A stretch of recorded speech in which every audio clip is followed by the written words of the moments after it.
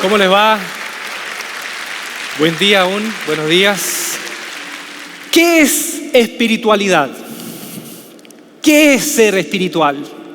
¿Usted ha escuchado alguna vez ese término de mira a este hermano o mira a esta persona, qué espiritual que es? ¿Qué es espiritualidad? ¿Qué significa? Por muchos años hemos quizás identificado, relacionado espiritualidad exclusivamente con actividades que están enmarcadas en lo que es la oración, el venir fielmente los domingos, el tener cierta actitud, cierta postura, ¿no? Frente a cantar alabanza, cantar canciones cristianas, hay ciertas posturas, así como levantar las manos o hacer así como que estoy limpiando vidrios, así como moviendo. Es un movimiento de pronto, algunas comunidades de fe lo han identificado como que está relacionado con la espiritualidad. Cuando yo llegué a la iglesia, porque yo no vengo de cuna cristiana, llegué a la iglesia evangélica, cristiana, a los 19 años, fui a mi primer retiro espiritual. Recuerdo que llevaba unos meses en la iglesia y había escuchado por ahí el término retiro. Y nos fuimos a un retiro de jóvenes cristianos. Y recuerdo que cuando llegamos al retiro, había una misionera de Brasil, la que estaba coordinando el retiro. Y llegamos los jóvenes y yo no sé si usted ha vivido alguna vez esa experiencia de ir a un retiro cristiano. Y de pronto cuando ya ordenamos las mochilas, los bolsos, las carpas, uno de los que asistieron a ese retiro saca de en medio de la mochila o el bolso un balón de fútbol. A unos cuantos metros de distancia había una cancha de fútbol, porque en los retiros, en los lugares muchas veces hay canchas, hay cabañas. Y ahí estaba esa cancha, sin ocupar. Ese fin de semana esa cancha estaba disponible para nosotros. Y sacó el balón de fútbol. ¿Y cuál fue la reacción de todos nosotros? Fue seguir, era como una suerte de procesión, como un culto pagano. El sumo sacerdote iba con el balón en dirección a la cancha y todos íbamos detrás. Y empezamos a jugar fútbol. Y creo que nos olvidamos un poco de la connotación del retiro. Y en ese momento la misionera de Brasil se enojó con nosotros y fue y nos regañó en la cancha. Y dijo, paren. ¿Ustedes qué están haciendo aquí? Pare de sufrir. ¿Qué están haciendo aquí? Esto no es un campamento carnal. Estoy tratando de imitar bien el sonido. Es un campamento espiritual. Y desde ese momento quedamos con la sensación de que jugar fútbol no era espiritual. Quedamos con la sensación de que todas estas actividades que tenían que ver con la diversión no tenían que ver con la espiritualidad. ¿Qué era lo espiritual? Era orar, arrodillarse. Y a esta hermana le gustaba orar y nos tenía arrodillados un montón de tiempo y en silencio para escuchar la voz de Dios. Y muchos de nosotros nunca escuchamos la voz de Dios y nos dolía la rodilla y estábamos así con esa incomodidad de qué va a pasar, qué va a suceder ahora, porque no sucede nada. Y a ella le gustaba eso. Entonces relacionamos espiritualidad con levantar las manos, orar, cantar, reuniones tras reuniones, vigilia hasta las 4 de la mañana. Y carnal, todo lo que tenía que ver con lo otro, ¿no? Comer, dormir, jugar fútbol. Y fíjense que esa característica, esa dicotomía, yo la he visto en muchos de nosotros. Muchas iglesias o muchas comunidades se han plantado desde esta dicotomía. Jugar fútbol, tener actividades recreativas, todo lo que tiene que ver con lo físico es carnal y se subvalora. Y todo lo que tiene que ver con la intangibilidad, orar, leer la Biblia, estudiar, es espiritual.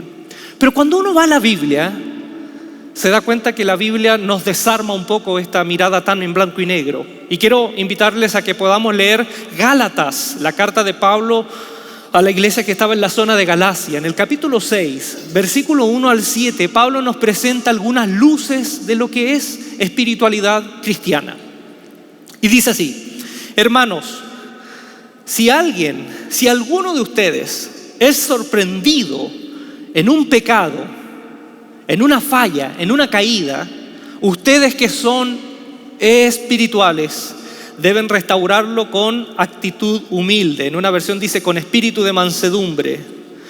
Pero cuídese cada uno, porque también puede ser tentado. Ayúdense unos a otros a llevar sus cargas y así cumplirán la ley de Cristo. Si alguien cree ser algo cuando en realidad no es nada, se engaña a sí mismo. Cada cual examine su propia conducta y si tiene algo de qué presumir, que no se compare con nadie. Que cada uno cargue con su propia responsabilidad. El que recibe instrucción en la palabra de Dios, comparta todo lo bueno con el que la enseña.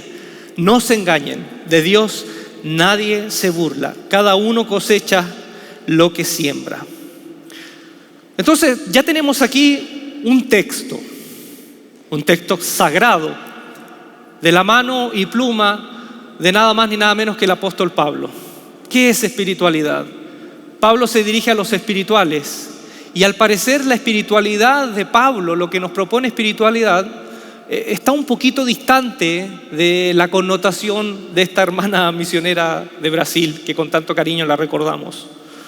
Miren, los escritores sagrados, cuando hablo los escritores que participaron en la Biblia, en el Nuevo Testamento sobre todo, usan la analogía carne, espíritu.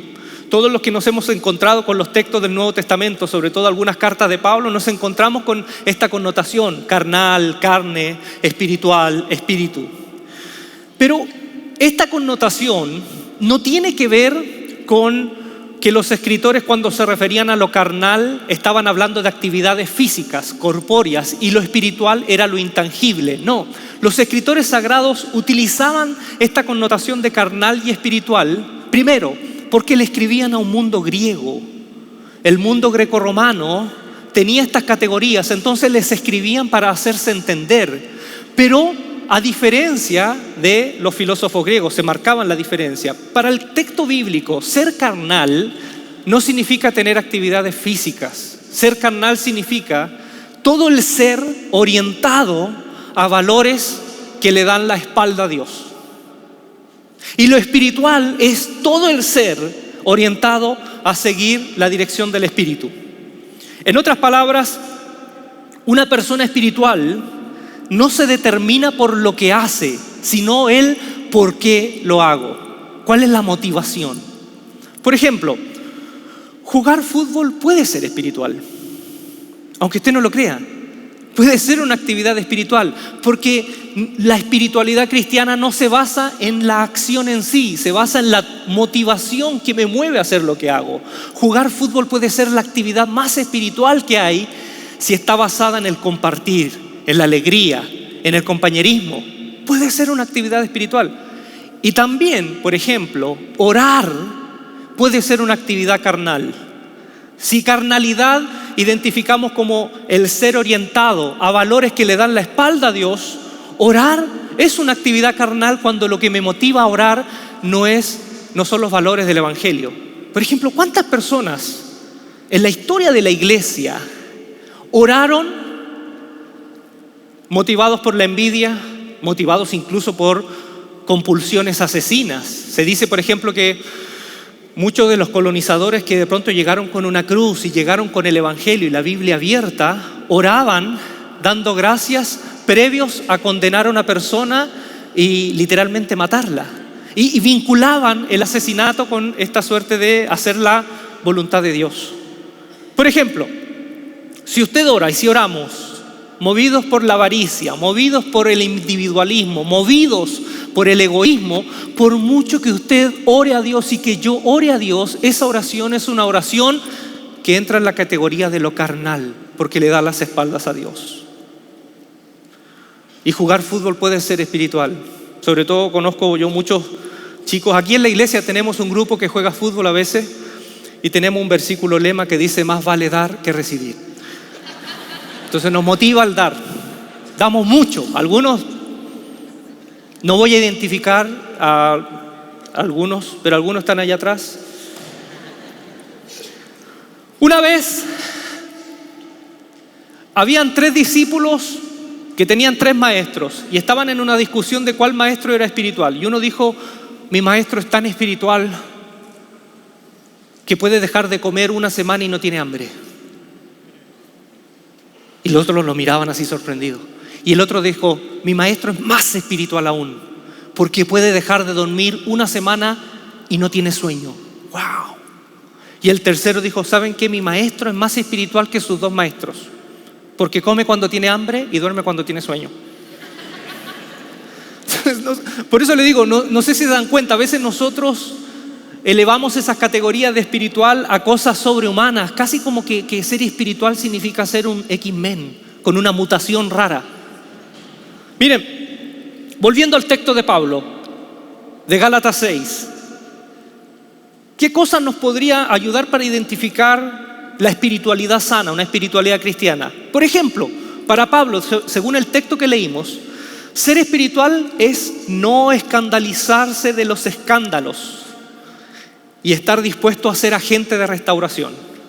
Eso es una característica de una persona espiritual. Dice, hermanos míos, si ustedes ven que alguien ha caído, si han sido sorprendidos por la caída de alguien, y la palabra griega que usa Pablo es escándalos, literalmente escándalos.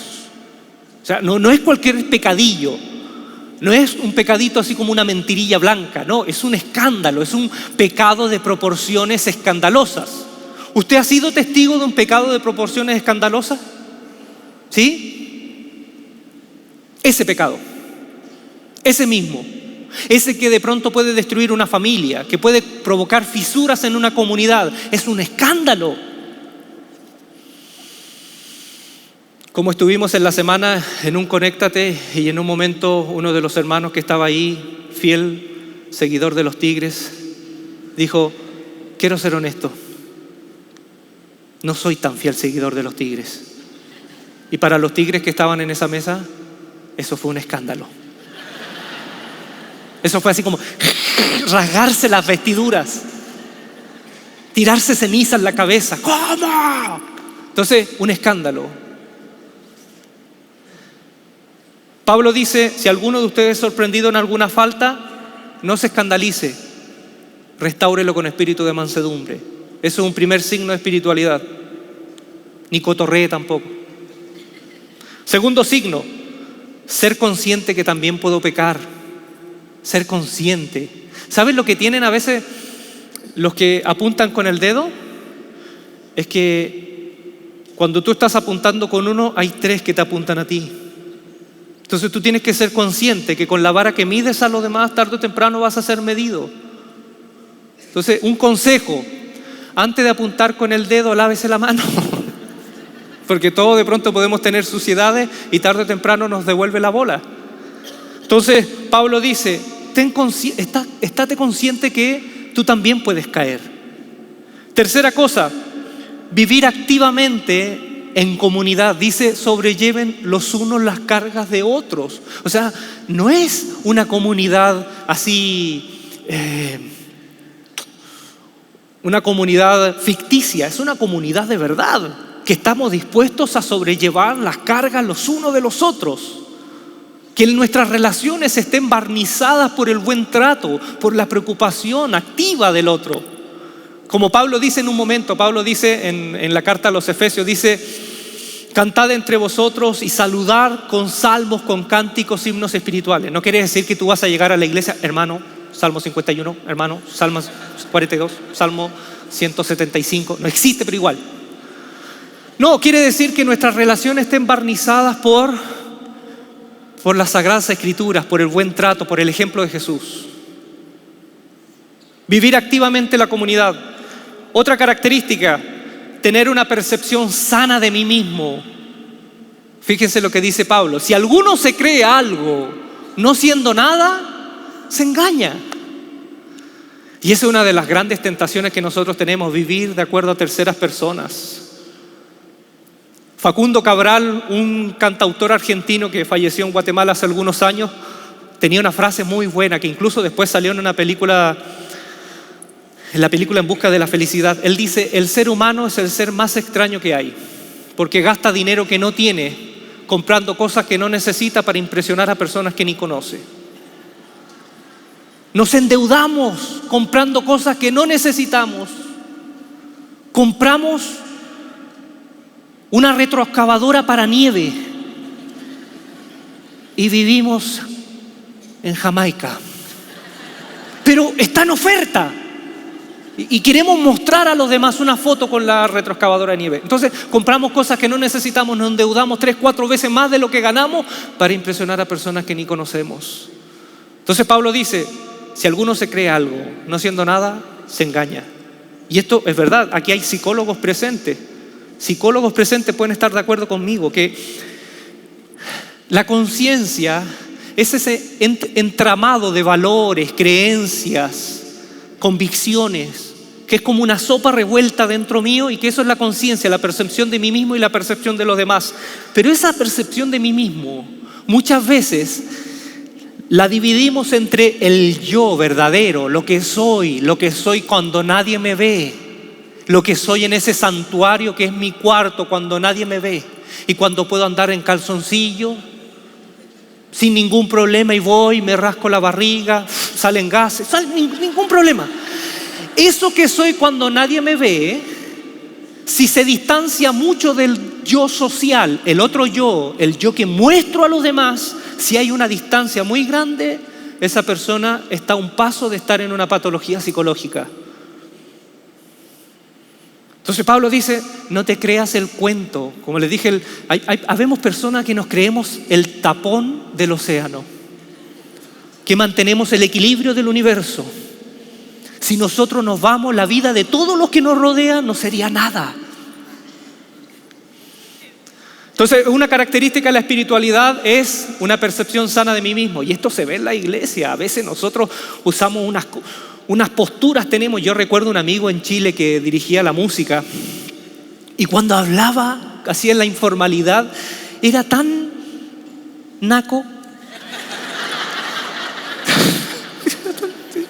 y hablaba así, como, y no se le movía la boca y hablaba, pero no, cuando se paraba a dirigir la música era como que le venía algo, en las gradas como lo poseía algo. Porque él cuando hablaba incluso encorvado así hablaba, y cuando se subía como que lo poseía algo y caminaba. Y él decía que él era levita, y literalmente parece que levitaba así. Y se paraba y decía, ¿cuántos adoran al Señor? Entonces era tan artificial. No necesitamos de eso. Pablo dice, si alguno se cree algo que en realidad no es, eso no es espiritualidad. Hacerse responsable de mi propia vida. Cada uno cargue su propia, cada uno hágase responsable de sus propias cosas, de su propia miseria. Vivimos echándole la culpa al diablo. Algunos creen que espiritualidad es vivir viendo al diablo en todos lados, hasta en la sopa. El pastor se fue con otra mujer. ¿Quién fue? El diablo. La tesorera de la iglesia se arrancó con el dinero. ¿Quién fue? El diablo. El líder juvenil dejó embarazada a una chica. ¿Quién fue? El diablo. La perrita tuvo perrito. ¿Quién fue? Córtenla. Siempre el diablo. Entonces Pablo dice, no, asuman sus propias miserias. Cada uno hágase responsable de su vida. El Señor le dijo a la niña, a la hija de Jairo, le dijo, levántate. No la tomó de la mano ni la levantó. Él hizo eso con otros jóvenes, pero a la hija de Jairo, que tenía 12 años, le dijo, levántate, hazte responsable, no esperes que yo haga todo por ti. Eso también es un signo de espiritualidad. Valorar la enseñanza de la Biblia. Él dice, honren a quienes les enseñen. Y no necesariamente económicamente, honrar en todo sentido. Valoren la enseñanza bíblica, sobre todo si es de un pastor chileno.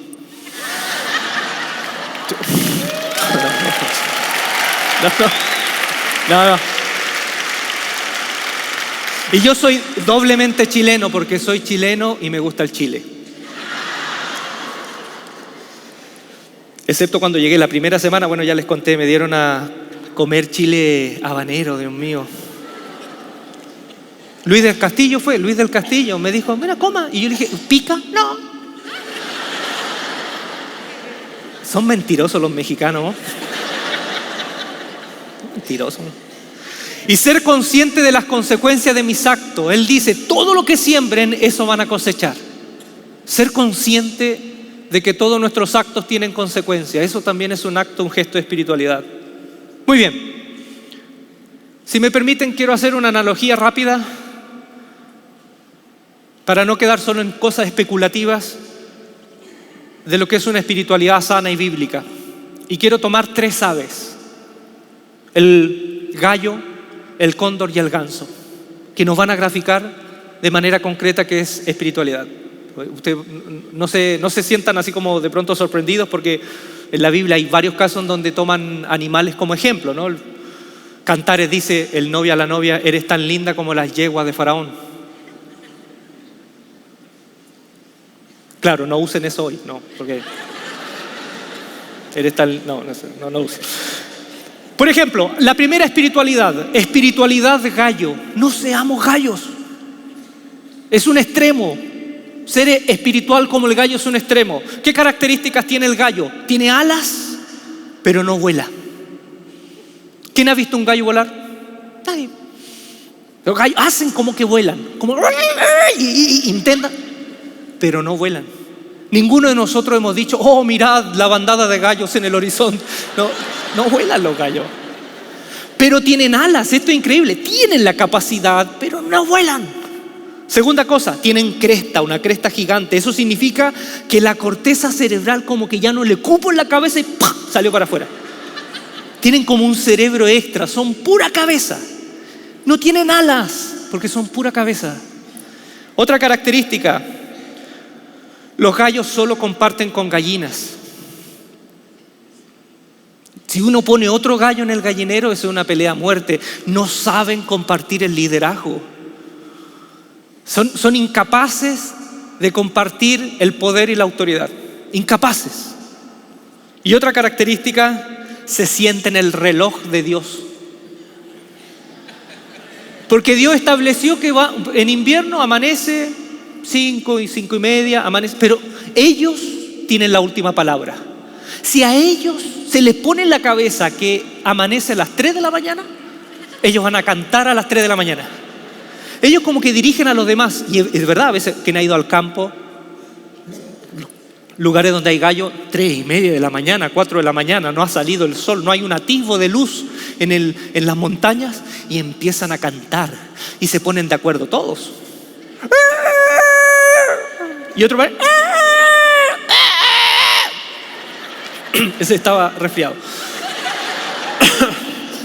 Entonces se sienten el reloj de Dios. Miren, no seamos gallos. Tener alas pero no volar. Hay una espiritualidad que ha resumido la fe en una cuestión especulativa racional. Iglesias que se fundan en una espiritualidad especulativa racional, pero que no viven, les cuesta vivir la fe. Les cuesta. ¿Usted conoce esos hermanos que se saben esos versículos intrincados en la Biblia? Que se saben, por ejemplo, cuando Moisés dio su primer beso, que nadie sabe eso. Esas historias que de pronto nadie sabe. No. Primera de Reyes, capítulo 15, versículo 22, apartado B, inciso 2, y te lo leen en latín, en griego, en hebreo, en jerigoncio, en todos los idiomas, y en las 5000 lenguas del androide Tripio. Se saben todo. Son mucha cabeza, pero tienen poca capacidad para vivir esa fe. Es como la historia del tipo que en una cuesta, en invierno, con el piso escarchado, se vuelca el carro, sale eyectado y se agarra en la noche, en plena noche, de una rama, de una raíz en medio del precipicio, y le pide a Dios: Señor, ayúdame, sálvame. Y Dios le responde y le dice: hijo, he aquí, suéltate, soltaos, porque Dios habla con acento Reina Valera 60, soltaos. ¿Y qué pasó? A la mañana vino un equipo de rescate y como estaba oscuro, el tipo no se soltó y encuentran a un tipo muerto, congelado, agarrado de una rama a medio metro del suelo. ¿Eso aparece en la Biblia? No. Entonces, muchos de nosotros podemos caer en la tentación de resumir la fe a solo una cuestión especulativa, racional, y no vivirla. La espiritualidad gallo potencia la capacidad cerebral. Su capacidad cerebral se rebalsó y siempre hacen gala de sus capacidades, pero no para servir, sino para lucirse. Esto no solamente capacidad cerebral, la espiritualidad del gallo también puede expandirse a otras capacidades. ¿Qué pasa con el gallo? El gallo le gusta mostrar su cresta.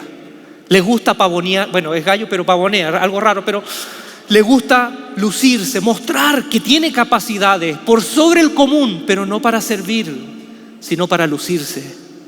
¿Por qué? Porque solo comparten con gallinas.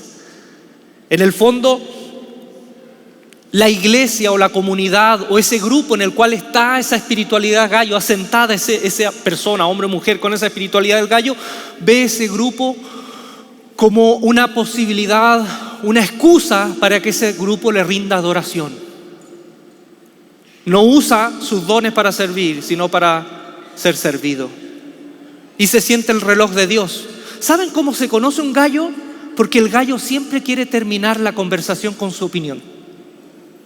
Y siempre dice, y para redondear la idea, ellos redondean la idea. Ellos como que la conversación hasta que él o ella no opina es incompleta, el conocimiento es incompleto. Y terminan opinando y dicen, ¿sabes qué? Para redondear la idea yo les voy a decir. Hay un caso en la Biblia, hay un caso terrible. Está en la tercera carta de Juan. Había un hombre que se llamaba Diótrefes. ¿Alguien se llama Diótrefes? ¿Conoce a alguien Diótrefes? Si hay alguien que se llama aquí Diótrefes, Dios le bendiga. No, yo no he conocido ningún Diótrefes. Es que me parece así como Diótrefes, como casi un insulto. Ándate a la Diótrefes de tu mamá, así como feo, ¿no? Y no solo, ¿saben por qué? Porque conocemos el nombre producto de la persona que llevaba ese nombre. Fíjense lo que dice el apóstol Juan. Diótrefes era un tipo que se creía dueño de la iglesia, era un gallo, se creía dueño. Le dice Juan, a Gallo le escribe el que recibe la carta, dice, le escribí algunas líneas a la iglesia, pero Diótrefes, a quien le encanta ser el primero entre ellos, no nos acepta. Por eso, si voy, no dejaré de reprocharle su comportamiento, ya que con palabras malintencionadas habla contra nosotros, solo por hablar. Y como si fuera poco, ni siquiera recibe a los hermanos. Y quienes quieren hacerlo, no los deja y los expulsa de la iglesia. O sea, este tipo se creía dueño de la comunidad de la iglesia. Y estaba en contra del apóstol Juan.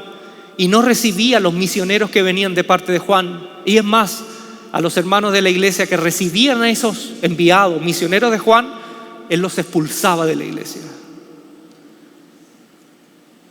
Ese tipo de liderazgo ha sido uno de los liderazgos más comunes en las iglesias evangélicas en Latinoamérica.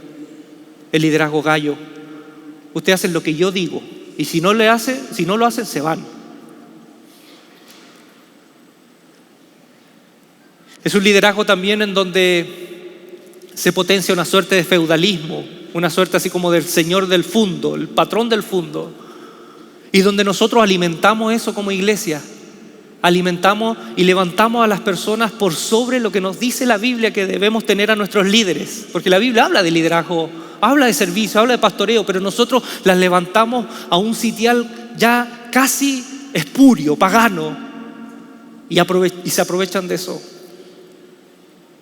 Conocí casos en iglesia en Chile, donde había un pastor, por ejemplo, que expulsó a un matrimonio de la iglesia, 2 matrimonios porque ellos practicaban salsa. Imagínense, practicaban salsa y querían aprender a bailar salsa y los expulsó de la iglesia. ¿Con qué criterio? Porque para él eso era carnal. Pablo dice, por ejemplo, a la gente que tiene esa espiritualidad gallo en 1 Corintios 8:2, si alguno sabe algo, aún no sabe cómo debiera saberlo. ¿Saben quién fue la persona en la historia de la humanidad que nos presentó como una suerte de parteaguas? Y desde ahí empezamos a mirar, sobre todo la herencia occidental, el mundo entre carnal y espiritual, fue Platón. Muchas veces incluso yo escucho y veo desde los púlpitos que se predica más a Platón que a Cristo. Platón propuso esto, propuso que el cuerpo era malo. El cuerpo y todas las actividades que tenían que ver con lo físico, las emociones, era malo. Y el alma que estaba dentro del cuerpo atrapada, esa alma era la que al final salía del cuerpo y iba al mundo de lo celestial, al mundo de las ideas, de la razón, en donde estaba el logos. El logos era la razón para los filósofos clásicos que regía y sostenía el universo. Y Platón diferenciaba todo lo que tenía que ver con actividades físicas era inferior, casi animalesco, y lo que tenía que ver con las ideas, la lógica, el arte, todo esto de la cabeza era valorado. Y muchos de nosotros leemos la Biblia y entendemos, como dijimos en un comienzo, el mundo en esa dicotomía. Y es más, en la historia de la iglesia hubieron momentos donde cristianos tuvieron la tentación de resumir la fe en un dogma, en doctrina. No digo que la doctrina está mal, en Vástago no decimos que la doctrina está mal. Al contrario, nosotros creemos de que todo lo que tiene que ver con la sana doctrina se centra en la persona de Jesús. Y mientras tengamos ese horizonte, centrarnos en la persona de Jesús, centrarnos en su vida, en sus opciones fundamentales, nosotros podemos decir que sí, somos cristianos que intentamos caminar de acuerdo a su ejemplo. Pero hubieron muchos cristianos en algunos momentos de la historia que trataron de resumir la verdad en un compendio de verdades racionales y especulativas. Y se abrazaron a eso y crearon lo que los neoplatónicos le llaman el sistema. Cuando usted oye teología sistemática, que no es solamente una teología, hay varias teologías sistemáticas, es ese intento de sistematizar la fe y olvidarse que lo principal en la iglesia es la misión. Y pusieron como lo principal el conocimiento, la teoría, el dogma, lo especulativo. Y eso pasó. Incluso con los reformadores, Lutero, Calvino, Zwingli. Ustedes saben que uno de los principios de la Reforma que se celebró hace poco, 500 años, uno de los principios que era solo Biblia, solo Cristo, solo fe. Uno de los principios era iglesia reformada, siempre reformándose. Los mismos reformadores eran teólogos irregulares. Ellos constantemente revisaban sus convicciones a la luz de las Escrituras. No eran teólogos que decían esto es dogma y así se cree y esto es inflexible. No, ellos revisaban constantemente. ¿Pero qué pasó? Los herederos de la Reforma, algunos de ellos llevaron las conclusiones de los reformadores mucho más allá del texto bíblico y trataron nuevamente con la obsesión de crear un sistema irrefutable, rígido, duro. Y esa es una tentación. La espiritualidad gallo ha sido una tentación para muchos cristianos. Por eso no seamos gallos. Pero está el otro extremo, el cóndor. ¿Usted sabe que el cóndor puede volar a 4.500 metros de altura? A diferencia del gallo que tiene alas pero no vuela, este es solo alas. Y puede volar tan alto. Su cuerpo está desproporcionado. La cabeza del cóndor es pequeñita. Y las alas 3 metros de longitud cuando las extiende. No discierne lo que come el cóndor. ¿Ustedes saben eso? Que como la cabeza es tan pequeña, su cerebro es tan pequeño, comer carroña le sabe lo mismo a comer carne fresca. Y por último, se junta solo cuando hay comida. No le gusta compartir, a menos que haya una motivación individualista. Ahí sí le gusta compartir. ¿Saben que hay una espiritualidad cóndor también? Una espiritualidad desconectada de la realidad. Como decía ayer Gustavo en el retiro de Conéctate. Aprovecho a saludar a todos los dirigentes que participan en Conéctate. Bueno, no vinieron todos, pero parece que están en su casa. Dios les bendiga ya a la distancia. Decía Gustavo que a veces nosotros los cristianos buscamos experiencias marihuanescas. Oye, me dio tanta risa con Andrea, nos reímos tanto. Porque es verdad, la espiritualidad cóndor, a diferencia de la racional, pegada al suelo, que no vive, no articula la fe de manera concreta, esta se va a alturas marihuanescas. Y como tiene alas grandes, se fomenta eso, solo tener alas y poca cabecita. El extremo de acá de la razón, aquí va al extremo de las emociones, la emotividad, que es buena la emoción. Lo que es malo es el emocionalismo. Cuando fundamos la espiritualidad cristiana es solo emocionalismo. ¿Cuántos casos usted ha conocido, y yo he conocido, de personas que para evadir la realidad se entran en esta suerte de realidad paralela para evadir los problemas reales. Y como estamos en una sociedad de lo instantáneo, no nos gusta la disciplina. Preferimos eventos traumáticos. Preferimos eventos de chiripiorca, de garrotera. Porque muchos de nosotros nos cuesta asumir problemas reales con toda la profundidad y la crudeza que eso significa. Y esperamos siempre varitas mágicas. Ese es un extremo, vivir como los cóndores. Ayer hablaba con Andrea, conocí un caso de un matrimonio de jóvenes que siempre Dios les hablaba, y no digo que está mal, pero Dios les hablaba, siempre escuchaban la voz de Dios, oraban en la calle y querían ver milagros, que está bien, querían ver milagros. Y de pronto, y ellos se fueron de la iglesia porque la iglesia era poco espiritual para ellos. Y de pronto supimos que hubo una fisura en su matrimonio, pero literalmente un escándalo para la familia, para todos. La chica terminó yéndose con otra persona, el muchacho con otro. La chica en un par de semanas apareció embarazada de otra persona. Entonces, la reflexión que nos quedó en los amigos alrededor es que su espiritualidad era un recurso para evadir sus problemas. Habían problemas de fondo y que trataban de solucionarlos con varitas mágicas y no abordarlos directamente. Recuerdo yo cuando estaba en la iglesia bautista, ahí en donde yo crecí, esa iglesia bautista, de pronto empezamos a vivir experiencias espirituales. Fíjense, yo recuerdo una vez que estaba en una reunión de casa, en un conéctate de allá, y de pronto la persona de la casa invitó a un pastor pentecostal. Y recuerdo que el pastor pentecostal dijo: el Señor va a entregar algo en esta noche.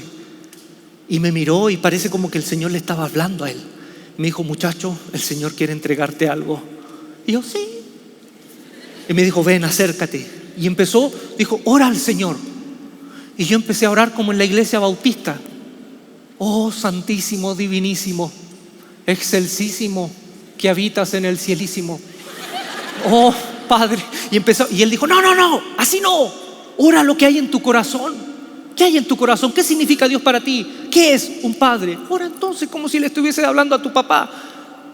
Y esa oración formal, esquemática, media fría, se transformó en algo nuevo en ese momento. Dije: papá, nunca le había dicho papá.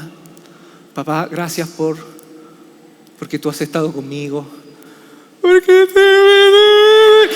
Y fue una cosa que nunca había sentido. Y de pronto parece que abarcar con palabras lo que Dios significaba para mí no bastaba. Y de pronto, ¿saben lo que sucedió? Empecé a hablar en otra lengua. Eso pasó hace 15 años atrás, 19 años atrás. Empecé a hablar en otra lengua. Y estaban los chicos de la iglesia bautista alrededor mío, que después me confesaron, me dijeron: Ulises, nos asustamos. Porque de pronto tú estabas hablando: Padre, yo te doy gracias. Y después, empezaste a hablar. Y nosotros asustados dijimos: ¿qué le pasó a Ulises? Ulises va a empezar a dar vuelta a la cabeza. Va a vomitar verde y va a trepar por la pared. Y ya estábamos esperando alguna cosa. Y hablé en lenguas. Lo confieso, sí, soy un bautista que hablé en lenguas. Pero ¿qué pasó después de hablar en lenguas? Era una cosa increíble. Era como si fuese un super saiyajin. Un fuego. Los que han sentido eso saben lo que estoy hablando. Oraba por las personas y ya no era: Padre, te pido que las bendigas. No, era: Señor, Padre. Y de verdad, en un momento me invitaron a orar a una casa. Y era algo increíble. Miren, esto no es falsificado, fue así. Fuimos a orar y de pronto llegaron unas señoras de una iglesia carismática, 7 señoras de una iglesia pentecostal, con todo el equipo, porque había una persona que era una viuda que había perdido a su esposa hace una semana, estaba triste. Y fuimos a orar por la señora. Y la hermana de la viuda llegó de su iglesia con 7 mujeres que eran como un comando SWAT de oración de la iglesia. Hermanas pentecostales con guitarras, mandolinas, faldas largas, moños aquí amarrados y bigote. O sea, todas preparadas. Y de pronto estaban ahí Eso no lo editan, lo cortan. Y de pronto me dijeron: va a orar por las hermanas. Y yo empecé a orar, y de verdad empecé a orar: Señor. Y yo, una semana de haber vivido esa experiencia, oré por la primera. No me van a creer, se los prometo, yo no le hice nada, se cayó. Yo no andaba buscando votar gente, de verdad, nunca, pero lejos de mí el Señor sabe que yo estoy diciendo la verdad. Nunca yo he andado votando gente. Y oré por la primera, por la segunda, por la tercera, y de pronto empecé a ver que todas empezaron a caer. Y yo, como a la quinta, porque eran 7, a la quinta ya se cayó, yo me vi la mano y dije, ¿oh? Sexta se cayó, y la séptima yo ya agarré vuelo, dice, ¡oh, you cat, pum! ¡Pum! Al suelo, 7 al suelo. Pero, espera, no. Y todas en el suelo, y yo ya me sentía, de verdad, yo me sentía que el Espíritu de Dios no era una teoría, el Espíritu de Dios estaba ahí. Y lo viví, lo sentí. Recuerdo que estaba en la iglesia y cantar era una experiencia, pero espectacular. Era sentir, era levantar las manos y sentir que ya le rascaba la barba a Jesús, así como que ya estaba tan cerca. Pero ¿qué pasó? En la iglesia, que empezaron todos a vivir esa experiencia, todos cometimos el error de fundar toda la espiritualidad en esas experiencias. Recuerdo muchos hermanos que no habían vivido lo que otros vivieron y se sentían marginados, porque de pronto empezamos a sentir como la obligación de que todos tenían que vivir a granel la experiencia. Y algunos no la vivieron y se sentían marginados, se sentían culpables, poco espirituales. Y nosotros, recuerdo que desde el púlpito se decía, ya no somos una iglesia bautista, tradicionalista, ahora somos una iglesia renovada. El Señor nos ha renovado, hemos sido libres. Pero fíjense que era una libertad de mentira, porque pasamos de un legalismo a otro legalismo. Pasamos del legalismo de vivir en un cuadrado a vivir otro legalismo de las experiencias emotivas. Después ya la predicación no podía terminar en una oración, siempre tenía que terminar en el altar y tenían que todos llorar. Las canciones ya no solamente eran alabanzas donde cada uno desde su individualidad adoraba a Dios. No, teníamos que marcar que todos teníamos que adorar igual. Entonces pasamos de un legalismo a otro legalismo. Y yo con la obsesión de sentir y seguir viviendo esas experiencias, pasaron 6 meses, 1 año, y de pronto me di cuenta que ya no sentía la misma cosquilla cuando adoraba a Dios. Ya no sentía la misma presencia cuando oraba. Y me empezó a venir esa suerte de tentación de fundar todo esto en emocionalismos y reproducir esta experiencia de manera ficticia, hasta que el Señor me habló, y me habló a través de una experiencia muy fea. Hubo un congreso de jóvenes interdenominacional, interconfesional, intergaláctico, y vino un ungido, profeta, apóstol, evangelista, pastor, tenía todos los dones. Lo presentaban como un tipo que tenía todos los dones. 500 jóvenes de diferentes iglesias. Yo estaba allá al final con mi grupo de jóvenes. Y de pronto él dijo, vamos a orar. Terminó la predicación. Voy a orar por 12 jóvenes. Porque el Señor va a mostrarle algo a 12 jóvenes. Solo 12 de 500. Y yo estaba, Señor, quiero volver a tener esta experiencia. Quiero que tú me hables, porque yo estaba decidiendo o estudiar teología o psicología. Háblame, pero no me hable a través de una cosa así sencilla, normal, natural. No, quiero ver el cielo abierto y todas esas cosas. Empezó, y fíjense, él elegía a los 12. El muchacho que está allá, ven por favor. La chica de rojo, ven. El chico sacándose los mocos, venga. Y así empezó a elegir.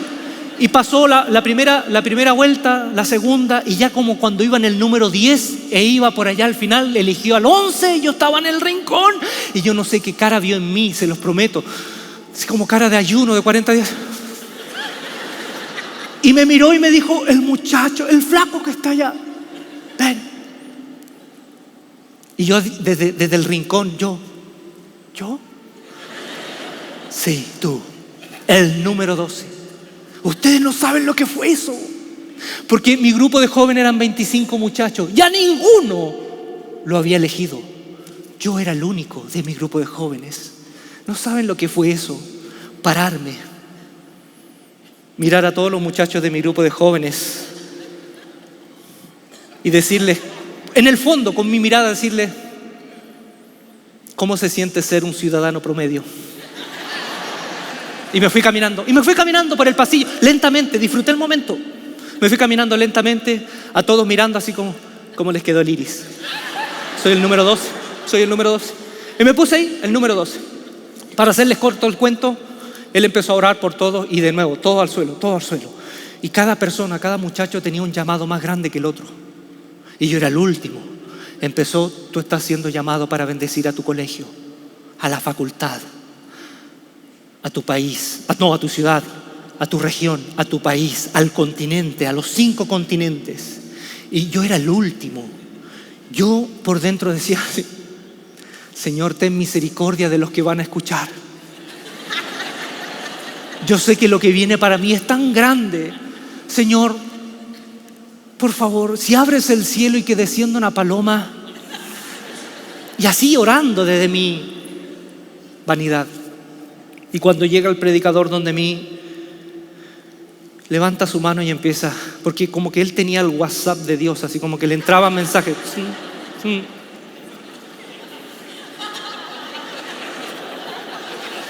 Y empezó así.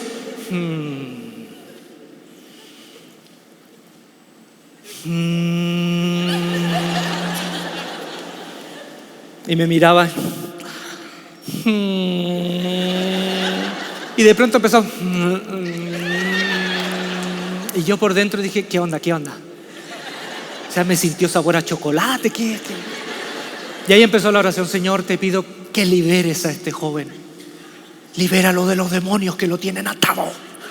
Sí, a ti te hablo, demonio, de lascivia, lujuria, pornografía, masturbación, mucha masturbación.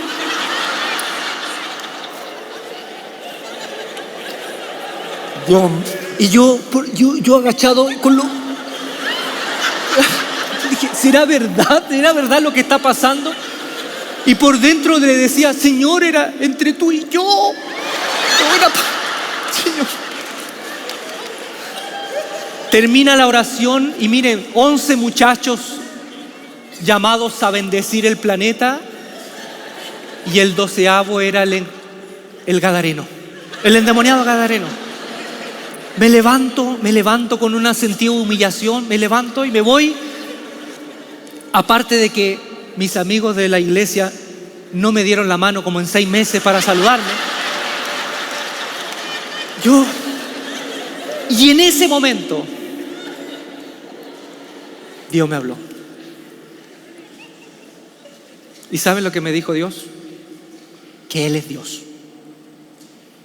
Yo estaba esperando una zarza ardiendo, un milagro.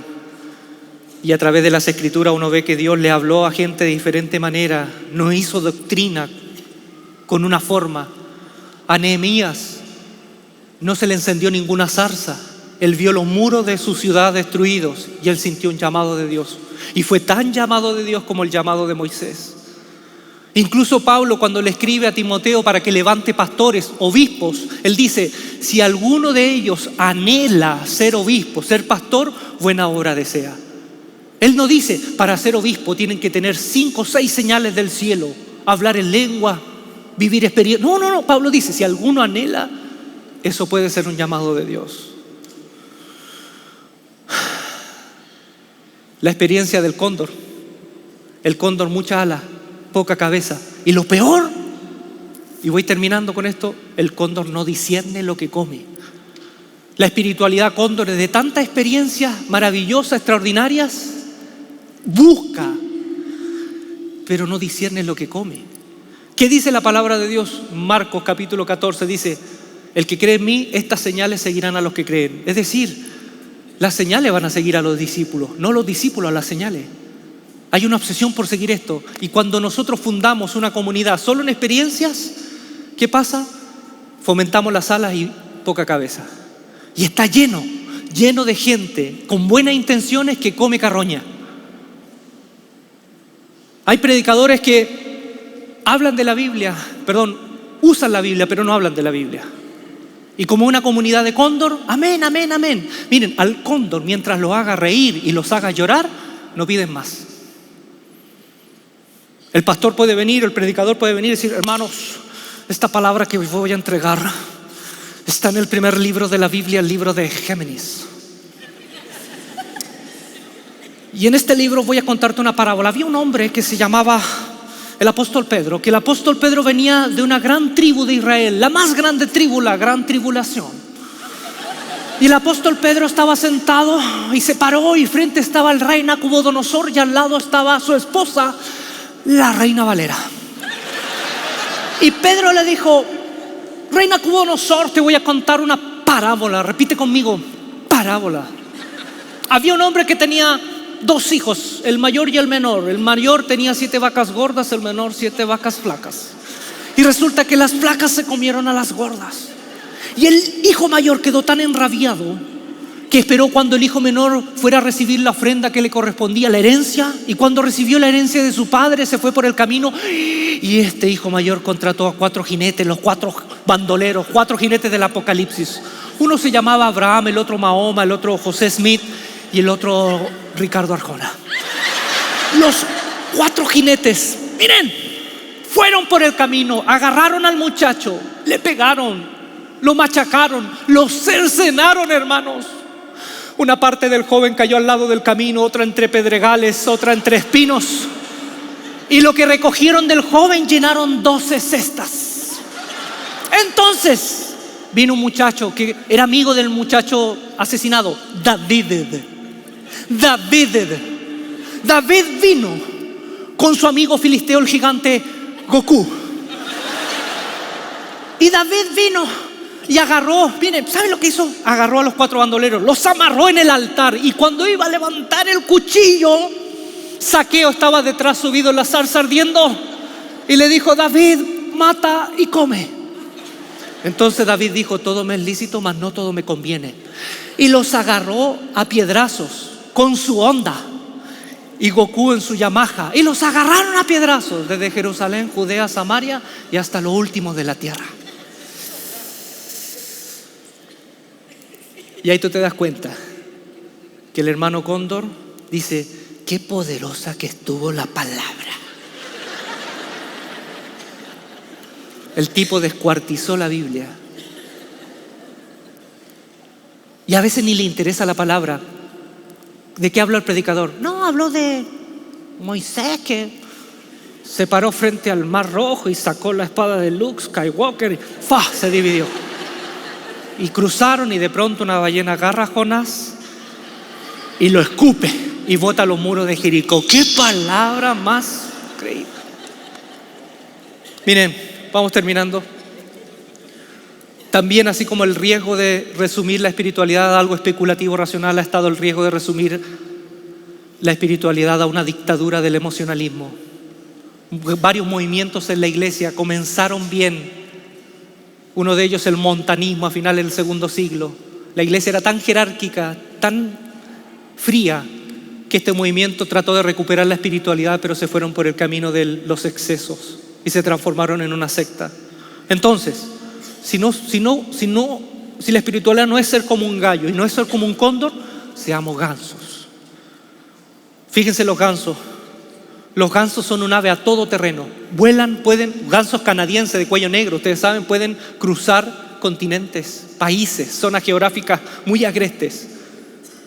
Cuando vuelan, vuelan en comunidad en forma de ala delta, porque para ellos es más importante llegar más lejos que llegar más rápido.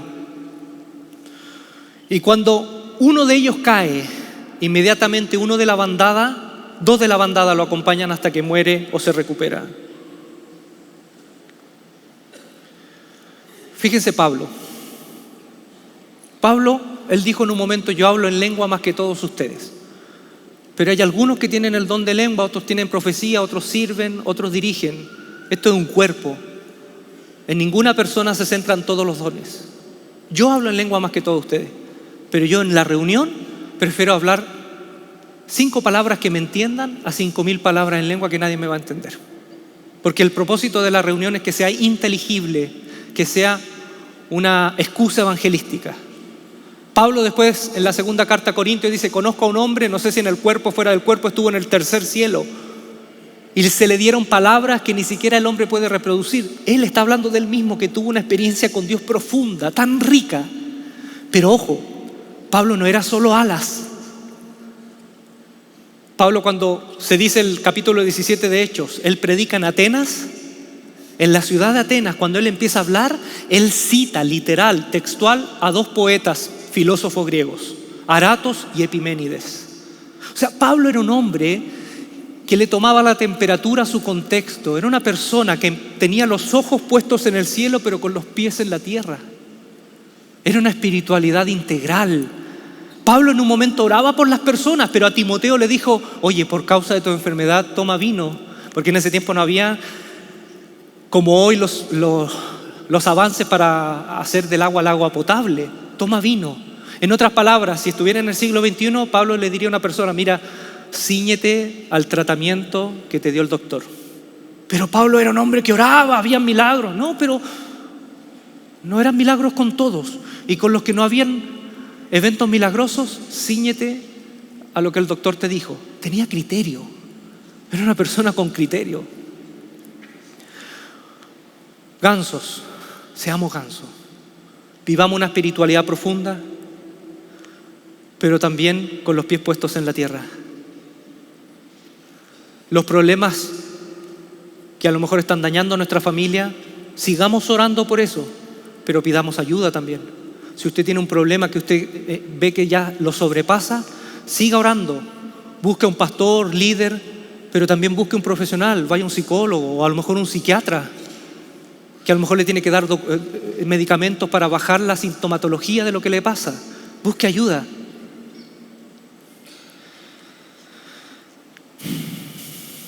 ¿Saben lo que tienen los gansos? Que es un verdadero signo de espiritualidad. Que no matan sus soldados heridos. Los gansos viven en una comunidad tan interesante. Ustedes saben que vuelan en forma de delta y el líder va en el vértice y el líder se cansa. Tarde o temprano se cansa y necesita descanso. ¿Y qué hacen? Los gansos que están en los extremos planeando, porque ellos no hacen todo el esfuerzo que está haciendo el liderazgo, de pronto el líder granea y da el aviso y dice: estoy cansado, estoy cansada. Y los que están aquí en los extremos se intercambian. Es una comunidad en donde el poder no se detenta solo en una sola persona.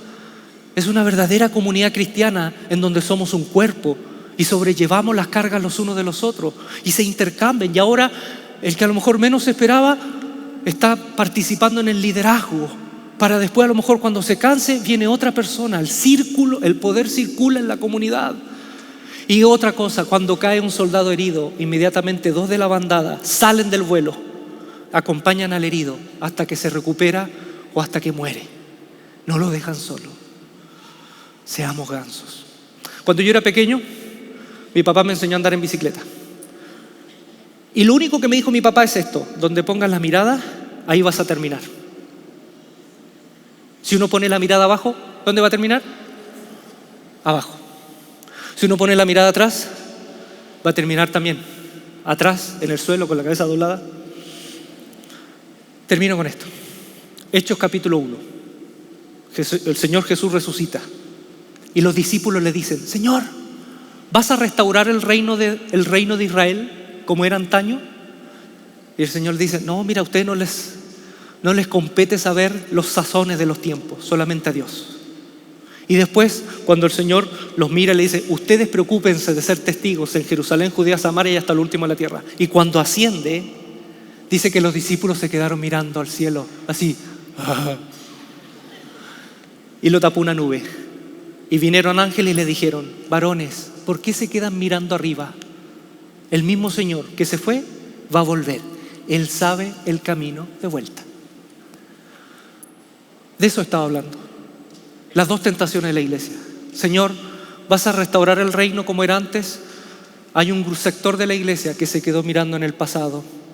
Las estructuras, las cosas que funcionaron atrás, que no se puede reproducir porque el mundo ya cambió. El fondo del evangelio tenemos que volver a recuperar siempre, pero las formas cambian. Y hay un sector que se quedó así, mirando hacia el pasado. Pero el otro sector de la iglesia está así, mirando hacia arriba, desconectado del presente. El Señor que nos dice: valoremos el pasado con la mirada hacia arriba, pero no perdamos el foco del presente y del futuro. La misión no es quedarse pegado en el pasado, ni quedarse pegado en una espiritualidad marihuanesca. La misión es las personas, las personas. La misión tiene una connotación humana. Jerusalén, Judea, Samaria y hasta lo último de la tierra. No seamos gallos, no seamos cóndores, seamos gansos.